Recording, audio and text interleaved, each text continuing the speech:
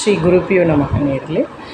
நேர்களே, ஆக்கமும் ஆன்மீகமும் ஒரு அற்புதமான தொழில் நேர்களே. ஒரு சின்ன கதையில் பகிர்ந்துக்கிறேன்.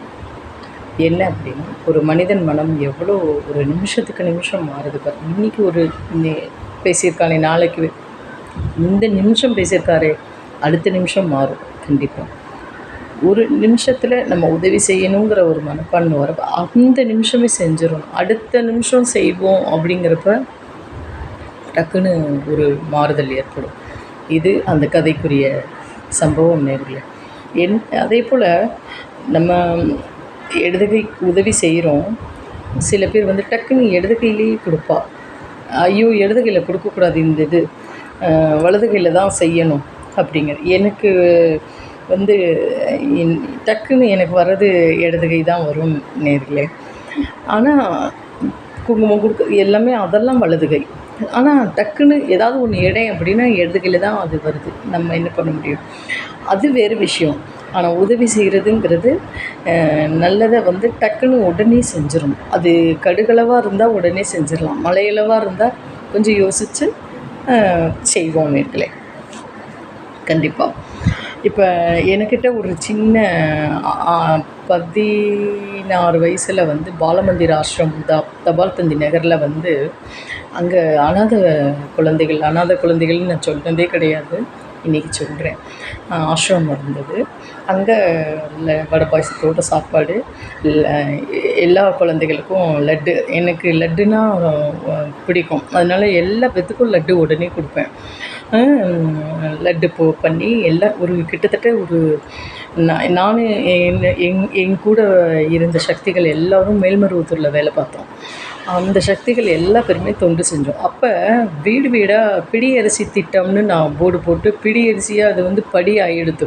அப்போ கிட்டத்தட்ட நிறைய வசூல், நிறைய இது நல்லா அந்த குழந்தைகளுக்கு வயிறார உணவு போட்டு ட்ரெஸ்ஸு எல்லாம் போட்டு. இது உண்மை நேர்களே. இன்னமும் மேல்மருவத்தூரில் இன்னமும் நடந்துட்டுருக்கு. இப்போ எதுக்கு சொல்ல வரேன் அப்படின்னா, ஒரு ராஜா இருந்தார். அந்த ராஜா வந்து குளிக்கிறதுக்கு போகிறார்.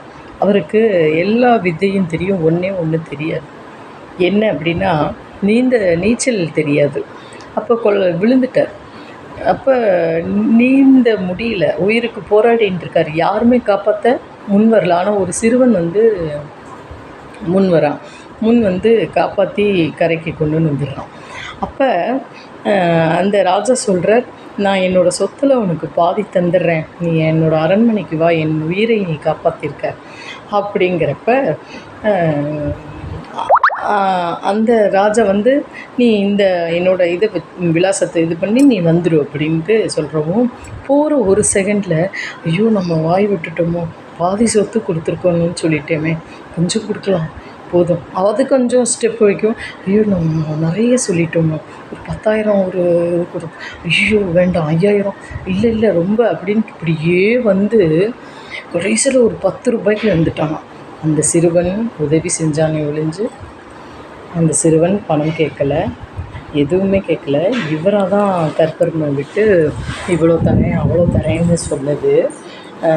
அதுக்கப்புறம் உதவி தான் நான் செஞ்சேனே ஒழிஞ்சு ராஜா, நான் வந்து இதெல்லாம் நான் கேட்கவே இல்லைன்னு அந்த சிறுவன் புத்தி புகட்ட வச்சாலும், ஆனால் அந்த ராஜாவுக்கு வந்து என்ன இதுன்னா, ஒரு மனிதனின் மனம் குரங்கு போன்றது அப்படின்ட்டு சொல்கிறதுக்கு ஏற்றா போல் இந்த ராஜா வந்து இது கொடுப்போமா அது கொடுப்போமா இவ்வளோ தானா அதுவும். கடைசியில் அந்த சிறுவன் கையை பிடிச்சி 10 ரூபாயை கொடுத்துட்டு போகிறார். அந்த சிறுவன் வந்து கையில் இப்படி அந்த 10 ரூபாயை பார்த்து, ஒரு உயிரோட வேல்யூ இவ்வளோதானா அப்படின்னு நினச்சிட்டு அந்த சிறுவன் வந்து இப்படி அந்த 10 ரூபாயும் பார்க்குறான், அந்த ராஜாவோட முகத்தையும் பார்க்குறான் அந்த குழந்தை. பார்த்துட்டு அந்த சிறுவன் நினைத்திருந்தால் தான் உயிரை பணைய வச்சு கீழே வந்து குதித்து காப்பாற்றி பணத்தை பற்றி பேரம் பேசவே கிடையாது. ஆனால் இந்த ராஜாவுக்கு இருக்கிற மனசு பயங்கரம்.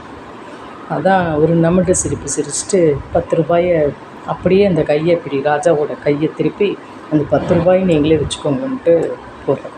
எவ்வளோ ஒரு அற்புதமான ஒரு இது பாருங்களேன். நம்மளால் வந்து உதவி செய்ய முடிஞ்சால் பாரபட்சம் இல்லாமல் எதுவும் இல்லாமல் நம்ம செய்யலாம் கண்டிப்பாக. இன்றைக்கி இந்த உதவி செஞ்சால் நம்மளுக்கு திருப்தி கிடைக்கும்னு நினச்சி அந்த குழந்த வந்து செய்யலை.